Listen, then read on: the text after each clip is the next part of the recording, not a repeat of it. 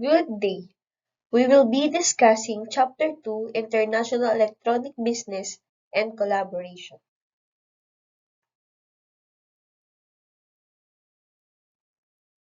The following question can be answered after discussing this chapter. How do business processes work? What connection do they have to information system? How do systems benefit various management teams within the company? How do enterprise-wide linking systems enhance organizational performance? What technologies are used by systems for collaboration and social business, and why they are so crucial? What function in the firm handles information system?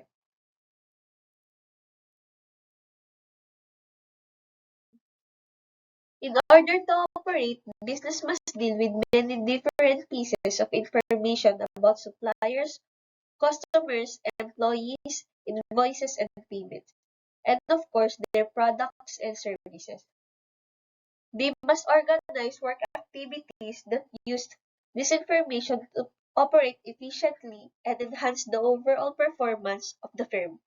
Information systems make it possible for the firms to manage all information, make better decisions, and improve the execution of their business processes. Business processes refer to the manner in which work is organized, coordinated, and focused to produce a valuable product or service. Business processes are the collection of activities required to produce a product or service. These activities are supported by the flows of materials, information, and knowledge among the participants in the business processes. Business processes also refer to the unique ways in which organizations coordinate work, information, and knowledge, and the ways in which management chooses to coordinate work. A company's business processes can be a source of competitive strength if they enable the company to innovate or to execute better than its rivals. Business processes can also be a liabilities if they are based on the outdated ways of working and impede organization responsive and efficiency. Every business can be seen as a collection of business processes, some of which are the larger encompassing processes for instance, designing a new sailboat model, manufacturing components, assembling the finished boat, and revising the design's construction are all part of overall production process. Many businesses processes are tied to specific functional area. For example, the sales and marketing function is responsible for identifying customers, and human resources function is responsible for hiring employees.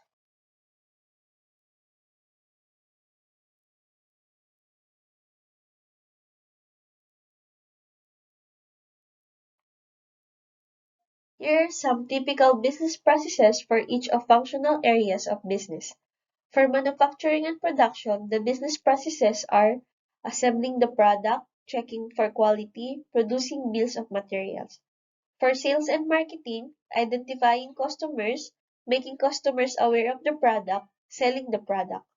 For finance and accounting, paying creditors, creating financial statements, managing cash accounts. And for human resources, hiring employees, evaluating employees' job performance, enrolling employees in benefit plans. How information technology improves business processes.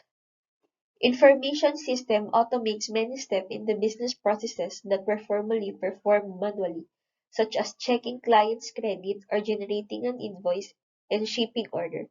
But today, information technology can do much more. New technology can actually change the flow of information, making it possible for many people to access and share information, replacing sequential steps. This table is a sample of order fulfillment process. Other business processes cross many different functional areas and require coordination across departments. For instance, consider the seemingly simple business process of fulfilling customer order initially. The sales department receives a sales order.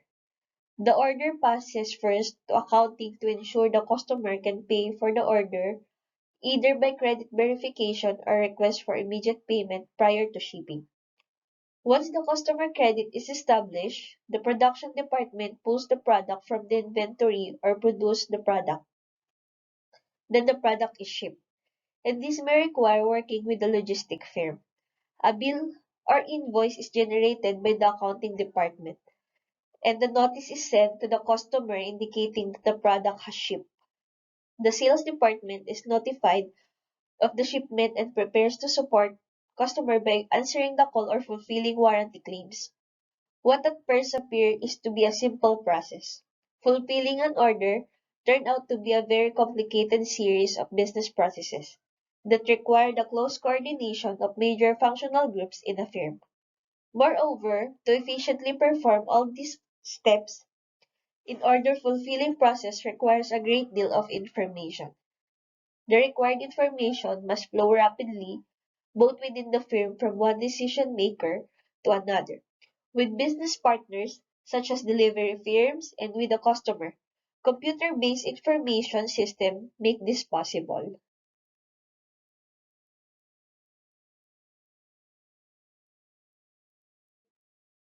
Types of information systems. A typical business organization has systems supporting processes for each of major business functions. System for sales and marketing, manufacturing and production, finance and accounting, and human resources. Functional systems that operate independently of each other are becoming a thing of the past because they cannot easily share information to support cross-functional business processes. Many have been replaced with a large-scale, cross-functional system that integrate the activities of related business processes and organizational units. System for different management groups. A business firm has systems to support different group of levels of management. These systems include transaction processing system, management information systems, decision support systems, and system for business intelligence. Transaction processing systems. Operational managers need systems to keep track of elementary activities and transactions of the organization, such as sales, receipts, cash deposits, payroll, credit decisions, and flow of material in the factory. Business intelligence system for decision support. A middle management needs system to help with monitoring, controlling, decision making, and administrative activities. System for linking the enterprise. Reviewing all different types of system we have just described, you might wonder how business can manage all information in these different systems. You might also wonder how costly it is to maintain so many different systems, and might wonder how all these different systems can information and how managers and employees are able to coordinate with their work. In fact, this all important question for business today. Enterprise applications, which are systems that span functional areas, focus on executing business processes across the business firm, and includes all levels of management. Enterprise applications help businesses become more flexible and productive by coordinating their business processes more closely, integrating groups of processing so they can focus efficiently management resources and customer service. There are four major enterprise applications: enterprise systems, supply chain management systems, customer relationship management systems, and knowledge management systems. Intranets and extranets. Intranets are simple internal company websites that are accessible only by employees. The term intranet refers to the fact that it is internal network. In contrast to the intranet, which is public network linking organization and other external network. Extranet are company websites that are accessible by authorized vendor and suppliers, and often used to coordinate the movement of supplies to the fair production apparatus. E-business, e-commerce, and e-government. The system and technologies we have just described are transforming firms' relationships with the customers, employees, suppliers, and logistic partners into digital relationship using network and internet. So much business is now enabled by or based upon digital network that we use in the term electronic business and electronic commerce frequently throughout this text. Electronic business or e-business refer to the use of digital technology and the internet to execute major business processes in the enterprise. E-business includes activities for the internal management of the firm for coordination with the supplier and other business partners. It also includes electronic commerce and e-commerce.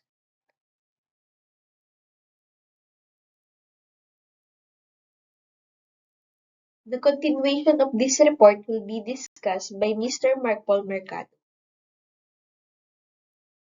Systems for collaboration and teamwork. With all the systems and information, you might wonder how it is possible to make sense out of them. How do people working in firms pull it all together, working towards common goals, and coordinate plans and actions?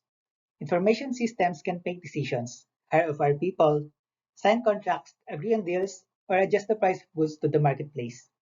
In addition to these types of systems we have just described, businesses need special systems to support collaboration and teamwork. What is collaboration? Collaboration is working with others to achieve shared and explicit goals. Collaboration focuses on tasks or mission accomplishments and usually takes place in a business or other organizations and between businesses. You collaborate with a colleague in other place having expertise on a topic which you know nothing. You collaborate with many colleagues in publishing a company blog. If you're in a law firm, you collaborate with accountants in an accounting firm in servicing the needs of a client with tax problems. Collaborations can be short-lived, lasting a few minutes or longer term, depending on the nature of the task and the relationships among participants. Collaboration can be done one-to-one or many-to-many. Employees may collaborate in formal groups that are not a formal part of the business firm's organizational structure, or they may be organized into formal teams. Teams are part of the organization's business structure for getting things done. Teams have a specific mission that someone in the business assigned to them. They have a job to complete. The members of the team need to collaborate on the accomplishment of specific tasks and collectively achieve the team's mission. The teams are often short-lived depending on the problems they tackle at the length of the time needed to find the solution and accomplish the mission.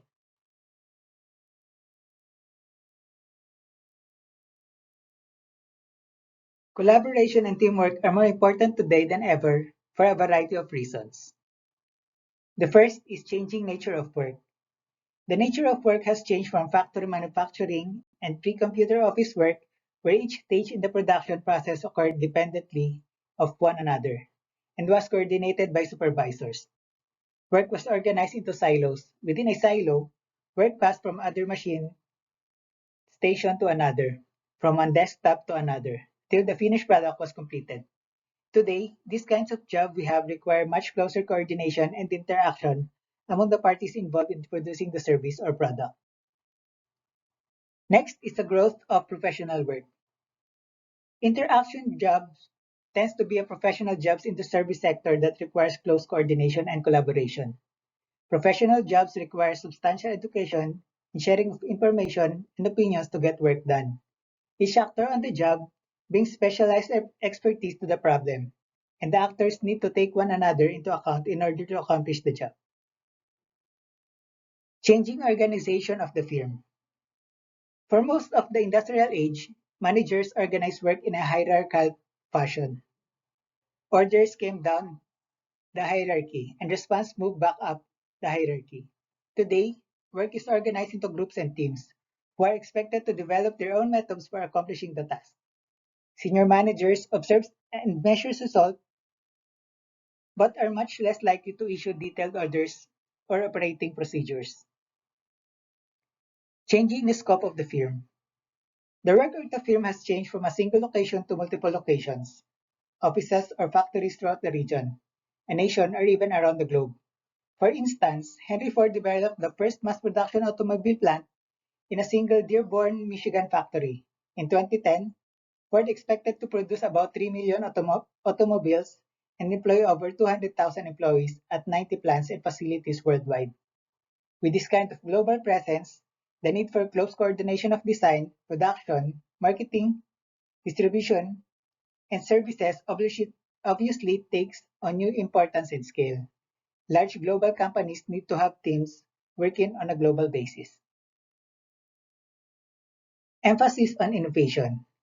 Although we tend to attribute innovations in business and science to great individuals, these great individuals are most likely working with a team of brilliant colleagues, and all have been preceded by a long line of earlier innovators and innovations.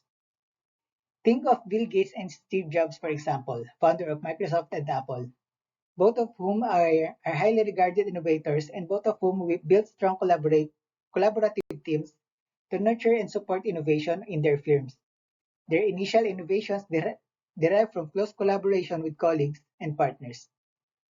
Innovation, in other words, is a group and social process, and most innovations derive from collaboration among individuals in a lab, a business, or government agencies. Strong collaborative practices and technologies are believed to increase the rate and quality of the innovation. Lastly, changing culture of work and business. Most research on collaboration supports the notion that diverse teams produce better outputs, faster than individuals working on their own. Popular notions of the crowd, or crowdsourcing and wisdom of crowds, also provide cultural support for collaboration and teamwork. There are many articles and books that have been written about collaboration, some of them by business executives and consultants, and a great many by academic researchers in a variety of businesses. Nearly all of this research is anecdotal. Nevertheless, among both business and academic communities, there's a general belief that the more the business firm is collaborative, the more successful it will be, and that the collaboration within and among firms is more essential than in the past. Here are some of the benefits of collaboration identified by previous writers and scholars. Productivity. People working together can complete a complex task faster than the same number of people working in isolation from one another. The results is there will be a few errors.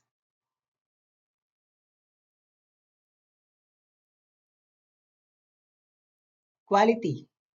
People working collaboratively can communicate errors and correct actions faster when they work together than if they are working in isolation. This can lead to reduction in buffers and time delay among production units. Innovation. People working collaboratively in groups can come up with more innovative ideas for products, services, and administration than the same number of working in isolation from one another.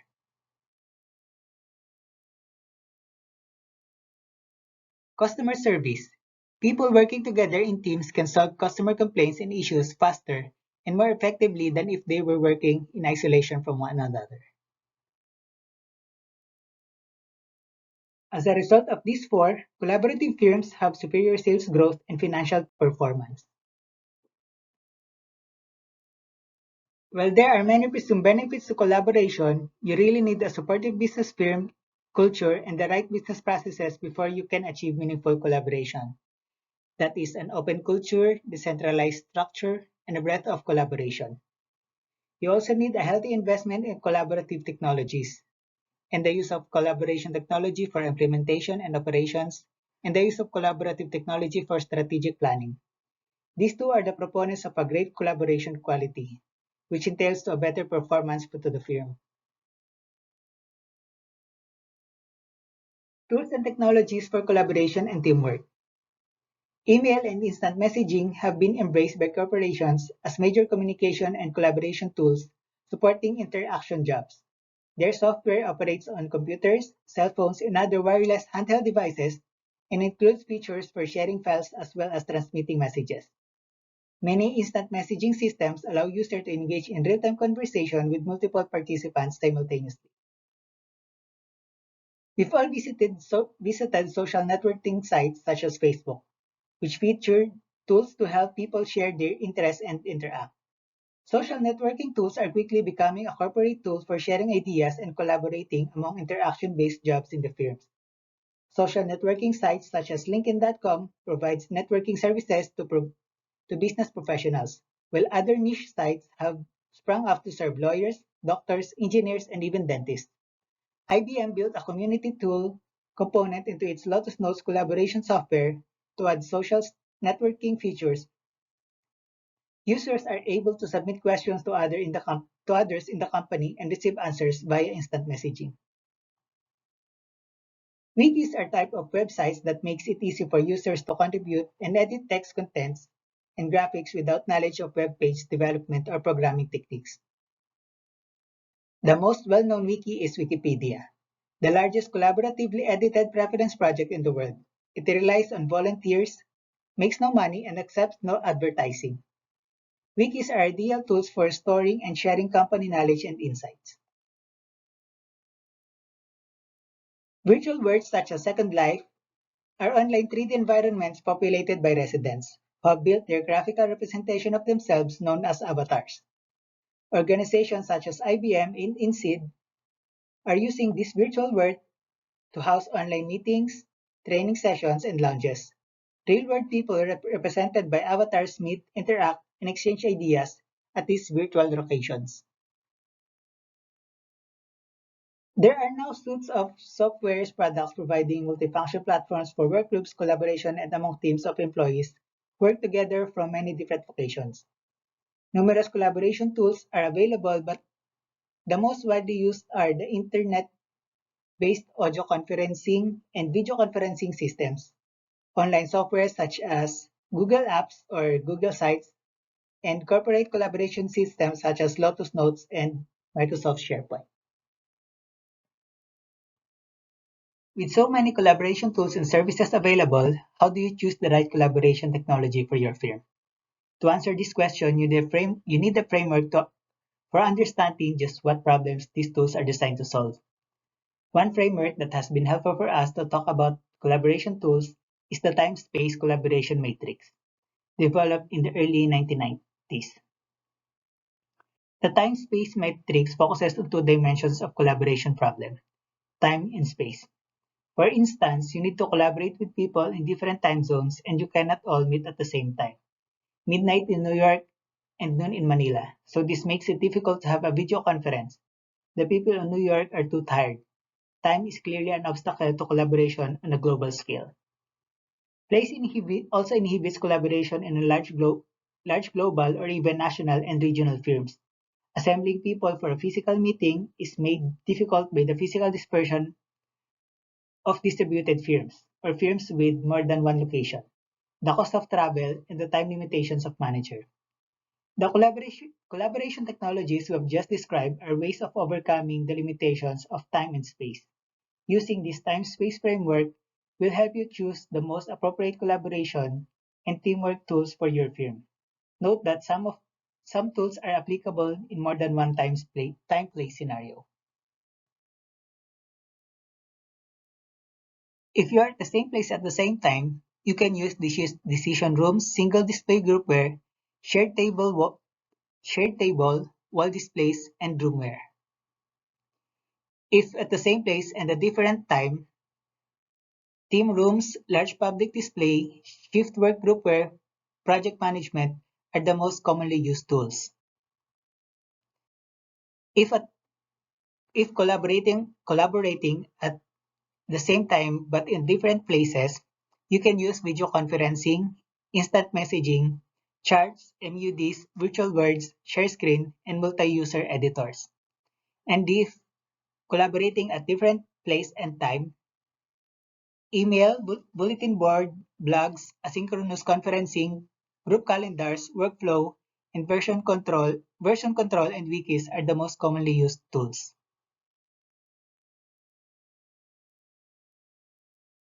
We've seen that businesses need information systems to operate today and that they use many different kinds of systems. But who is responsible for running these systems? Who is responsible for making sure that the hardware, software, and other technologies used by these systems are running properly and are up to date? End users manage their systems from a business standpoint, but managing the technology requires a special information system function. In all but the smallest of firms, the information systems department is the formal organizational unit responsible for information technology services. The information system department is responsible for maintaining hardware, software, data storage, and a network that compromise the firm's IT infrastructure. The Information System Department consists of specialists such as programmers, systems analysts, project leaders, and information system management. Programmers are highly trained technical specialists who write software instruction for computers. Systems analysts constitute the physical liaisons between the information system groups and the rest of the organizations. It is the systems analyst's job to translate business problems and requirements into information requirements and systems. Information system managers are the leaders of teams of programmers and analysts, project managers, physical facility managers, telecommunication managers, or database specialists. They are also managers of computer operations and data entry staff. Also, external specialists such as hardware vendors and manufacturers, software firms, and consultants frequently participate in the day-to-day operations and long-term planning of information systems.